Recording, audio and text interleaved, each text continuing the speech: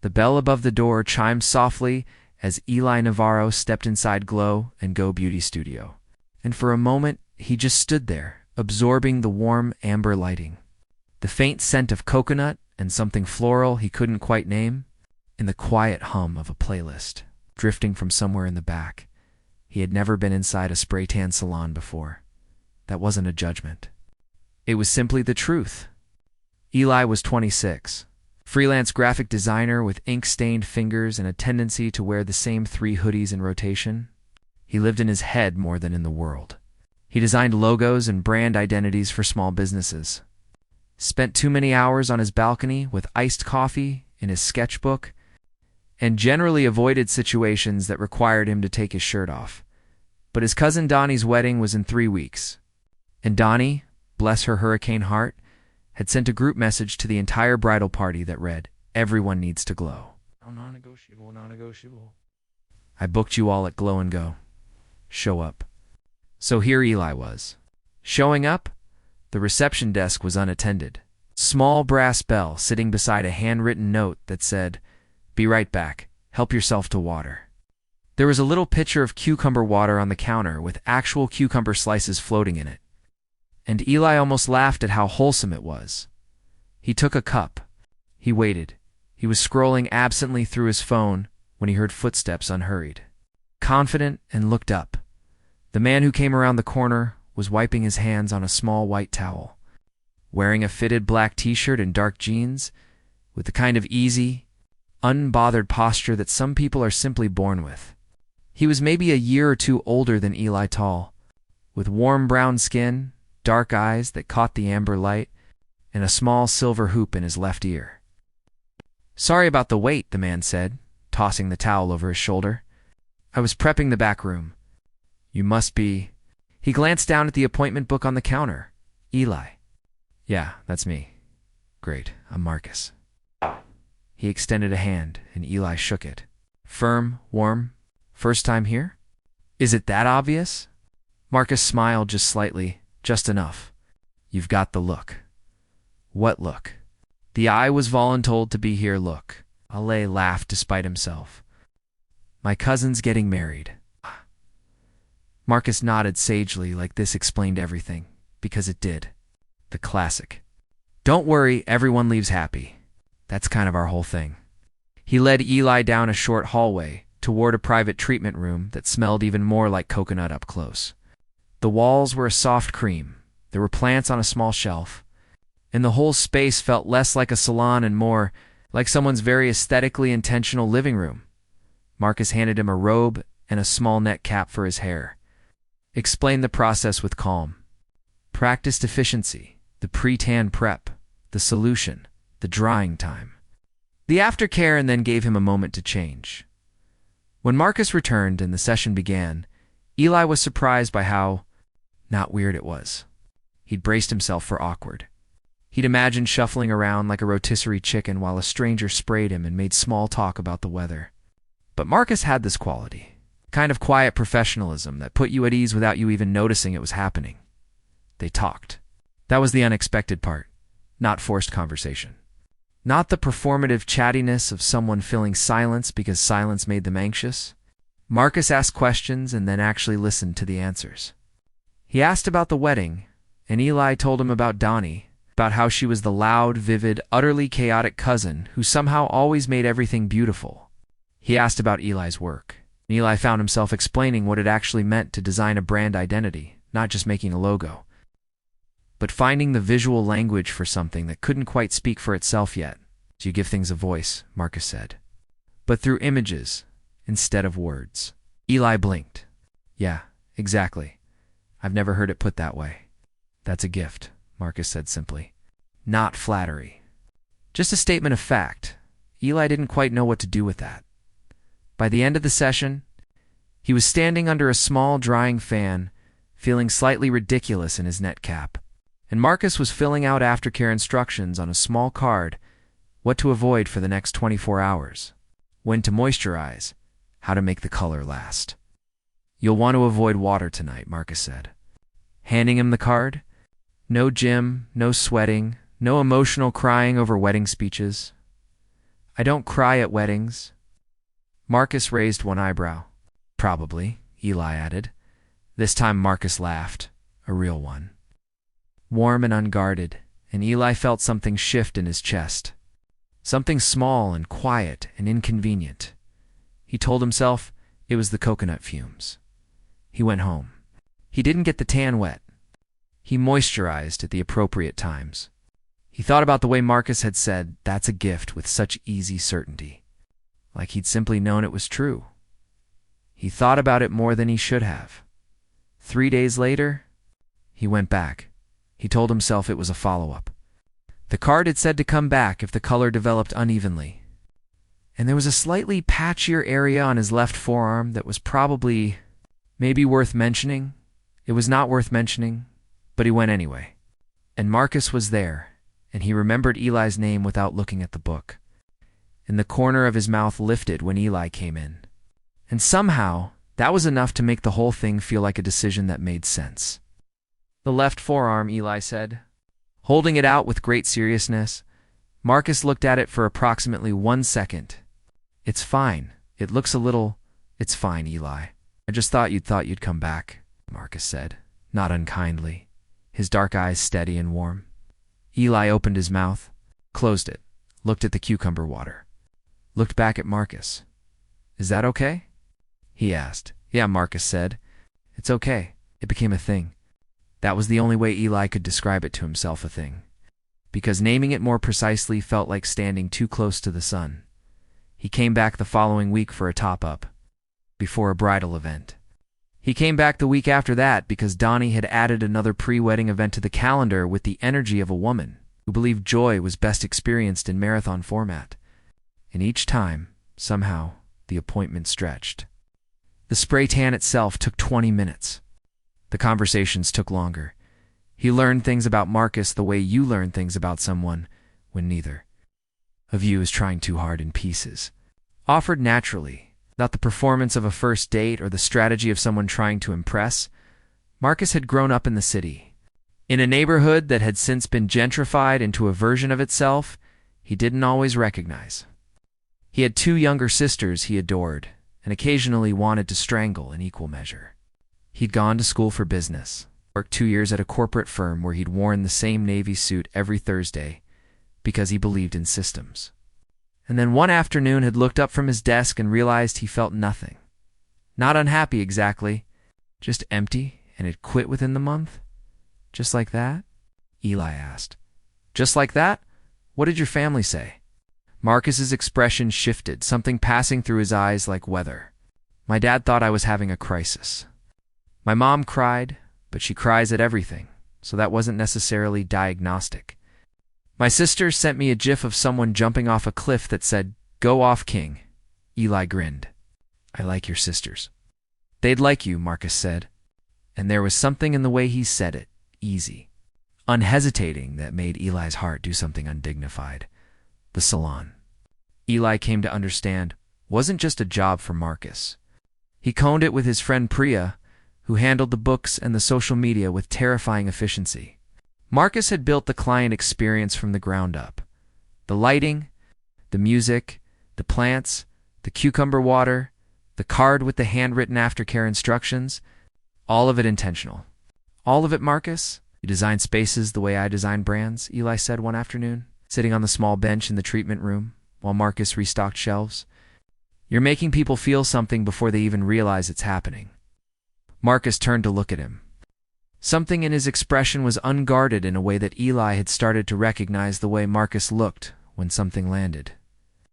I never thought about it like that, Marcus said. That's a gift, Eli said quietly. Not flattery. Just a statement of fact. Marcus held his gaze for a moment. Then he looked away, but he was smiling. The thing was that Eli wasn't new to this. He was gay. Openly, comfortably, in the way that people are when they've done the internal work and come out the other side. He'd had relationships. He'd been in love once with a man named Theo who had kind hands and a talent for disappearing exactly when things got real. He wasn't broken by it. He'd simply learned to move carefully, to not mistake warmth for depth. To not let his heart run ahead of his understanding, he was trying very hard to apply that lesson now. The problem was Marcus, not Marcus specifically as a problem, more like Marcus as a variable Eli hadn't accounted for, because Marcus was warm and deep. He was easy to be around and consistently surprising. He listened like it mattered and spoke like he meant it. And the combination of those things was, frankly, destabilizing. Eli mentioned it to Donnie during a wedding prep dinner, because Donnie was the kind of person you could mention things to and trust that she wouldn't make them unbearable. The spray tan guy? She said, not looking up from her seating chart. He's not just the spray tan guy. Clearly, because you've been there 4 times. Wedding prep is extensive. Donnie finally looked up. She had enormous dark eyes and the steady, assessing gaze of someone who had known. Since he was 7 years old and had once talked him into jumping into a pool in January. She looked at him for a long moment. Do you like him? I don't know him well enough to, Eli. Yes, Eli said. Probably yes. Donnie set down her pen. Does he know you're gay? It hasn't come up explicitly. Has it come up implicitly? Eli thought about it. The truth was, it had in the soft, ambient way that things surface when 2 people are actually paying attention to each other. He'd mentioned Theo once, briefly, as a guy I was with. Marcus hadn't flinched or recalibrated. He'd just nodded, asked a quiet question. The conversation had moved on, as if nothing had shifted, because nothing had. Think so. Eli said. Yeah. And him. I don't know. Donnie picked her pen back up. Find out. Very helpful. Thank you. I'm a bride, not a therapist, she said serenely. Table 7 is a disaster, and I need to focus. The following week, Eli came in for what was genuinely, this time, his last pre-wedding appointment. The wedding was in 4 days. The tan needed to be fresh. Marcus was quieter than usual that afternoon. Not cold. Marcus was never cold, but there was something contained about him, something slightly turned inward. Eli noticed, because he noticed most things about Marcus now, which was its own small, quiet problem. You okay? Eli asked. When they were between tasks and the room felt still, Marcus was leaning against the counter, arms loosely crossed. He looked at Eli for a moment before answering that brief internal calculation that thoughtful people do before they speak. My dad's in the hospital, he said. Nothing critical. Heart thing they've been monitoring. But they admitted him yesterday for observation, and it's just... He stopped. Exhaled through his nose. It's fine. He's fine. It's just sitting on me today. Sorry, Eli said. And then, because it was true, and because Marcus deserved more than reflexive sympathy, that sitting on you feeling is its own kind of hard, even when the thing itself is manageable. Marcus looked at him. Yeah, he said. Exactly that. Beat past. The music played softly. One of the plants on the shelf caught the late afternoon light. You can talk about it, Eli said, if you want, or we don't have to. Either is okay. Marcus was quiet for another moment. Then he unfolded his arms and sat down on the stool beside the counter, and he talked about his dad. About the complicated geography of a relationship with a man who had never quite understood his son's choices, but showed up anyway in the ways he knew how. About fear that doesn't announce itself as fear, that just arrives dressed as irritability or distraction. About how hard it was to be the steady one when you also needed steadiness. Eli listened. He didn't fix anything. He didn't offer silver linings. He just listened and occasionally asked a question. And when Marcus went quiet, he didn't rush to fill the silence. When Marcus finally exhaled and said, Sorry, this is not what you came in for. Eli shook his head. I came in for a tan, Eli said. I stayed for this. There's a difference. Marcus looked at him with an expression Eli couldn't fully name, something layered. Something real. I'm glad you keep coming back, Marcus said quietly. Me too, said Eli. And he meant it more than a spray tan appointment had any right to make him mean anything.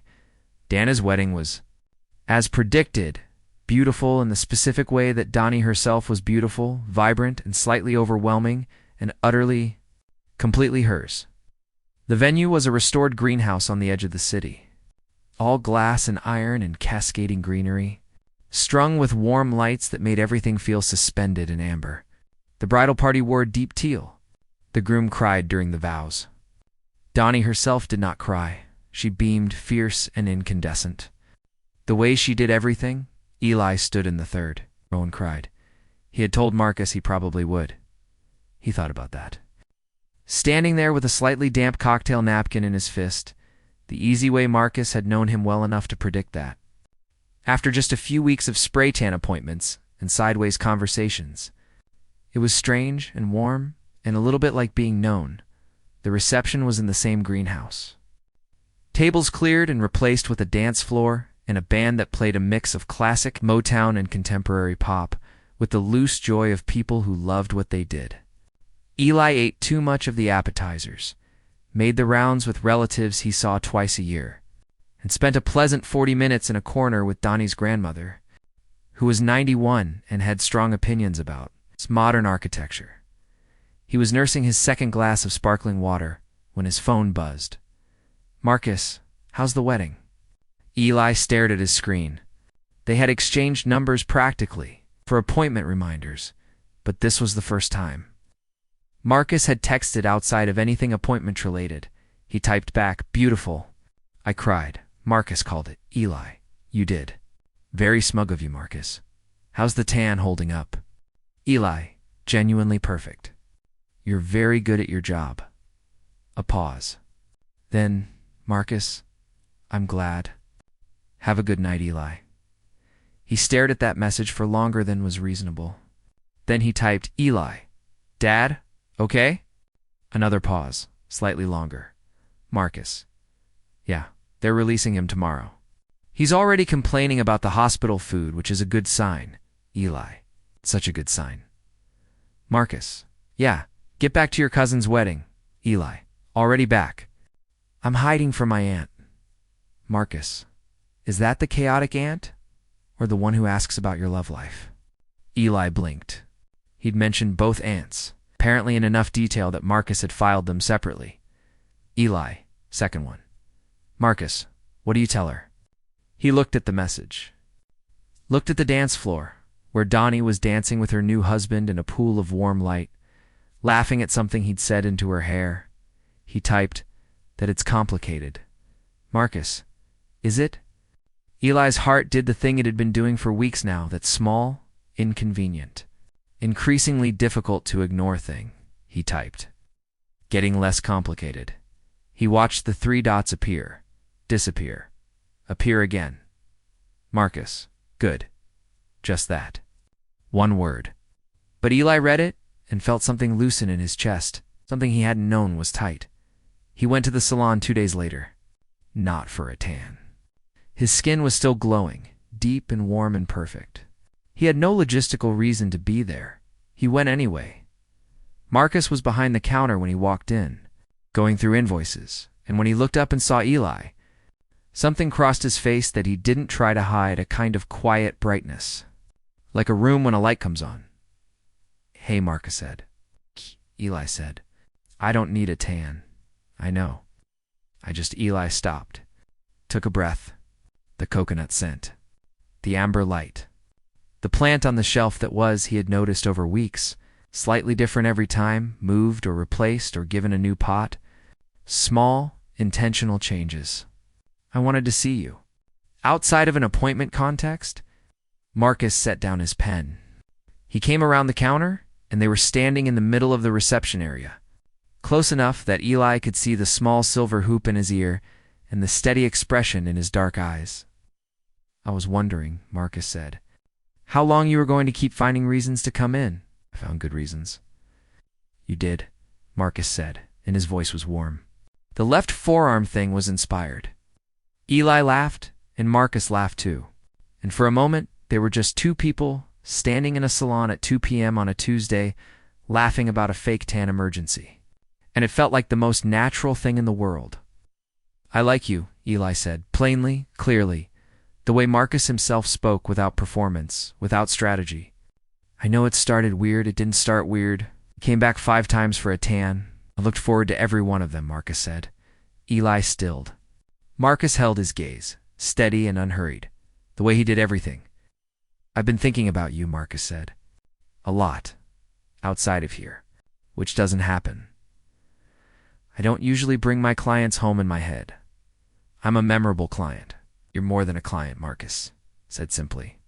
You have been for a while. Eli exhaled slowly. I don't want to mess up something good by rushing it. I don't rush things, Marcus said. But I don't think this is rushing. I think this is— He paused, searching for the word. Recognizing something. Recognizing. Eli turned that over. Yes, that was exactly it. Not the electric shock of infatuation. Not the nervous thrill of the unknown. But the quieter, deeper thing, the sense of looking at someone and understanding, with increasing certainty, that you are looking at someone who could know you. Who was, in fact, already beginning to. Can I take you to dinner? Marcus asked. Not here. Not an appointment. Just dinner. Yeah, Eli said. I'd really like that. I went to dinner on a Thursday, a small Italian. A place with red check tablecloths and too many candles, and a waiter who called them both gentlemen, with a warmth that felt like a small, quiet gift. They talked for 3 hours. Over pasta? Eli told Marcus about the version of himself he'd been at 22, younger, more defended.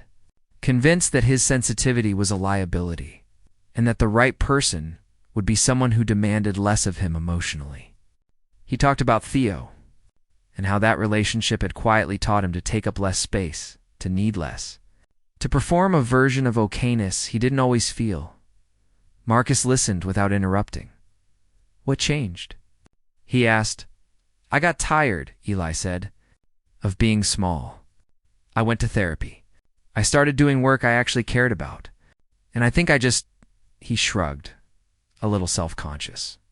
I think I stopped believing that wanting depth was too much to ask for. Marcus was quiet for a moment. Then, it's not. I know that now. Good.